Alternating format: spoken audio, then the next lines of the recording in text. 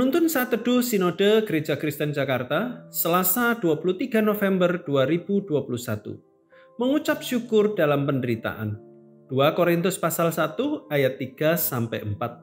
Terpujilah Allah Bapa Tuhan kita Yesus Kristus, Bapa yang penuh belas kasihan dan Allah sumber segala penghiburan, yang menghibur kami dalam segala penderitaan kami, sehingga kami sanggup menghibur mereka yang berada dalam bermacam-macam penderitaan dengan penghiburan yang kami terima sendiri dari Allah.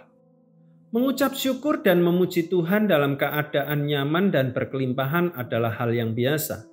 Seperti halnya ketika seseorang memuliakan Tuhan karena dipromosikan di tempat kerja, lulus ujian atau sembuh dari sakit penyakit. Namun mengucap syukur kepada Tuhan dalam keadaan menderita sungguh merupakan hal yang istimewa.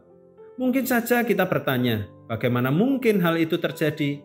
Bila kita mengandalkan kekuatan dan logika manusia, pasti tidak akan mampu. Kita mampu melakukannya dengan bersandar kepada Tuhan. Dalam kehidupannya, Rasul Paulus telah menunjukkan contoh nyata. Meskipun berada dalam aniaya dan penderitaan, ia tetap mengucap syukur dan memuji Tuhan. Bahkan, ia masih sanggup memberikan penghiburan kepada orang lain yang sedang menderita. Inilah yang menjadi pembeda antara anak-anak Tuhan dan yang bukan. Keduanya bisa saja menghadapi persoalan yang sama, tapi responnya yang berbeda. Mereka yang di luar Kristus cenderung kecewa dan menyalahkan keadaan. Mereka menjadi takut dan tidak berpengharapan. Namun berbeda dengan orang yang percaya. Roh Kudus akan memampukan kita untuk tetap bertahan dalam pergumulan. Roh Kudus akan mengajar kita supaya tetap bersyukur dan memuji Tuhan. Hal itu terjadi karena kekuatan dan pengharapan kita tidak terletak pada diri sendiri, melainkan pada Tuhan. Dialah Tuhan yang berjanji memimpin dan menyertai kita. Tuhan menjadi satu-satunya kekuatan kita untuk berjalan melewati lembah kekelaman dan gersangnya padang gurun kehidupan.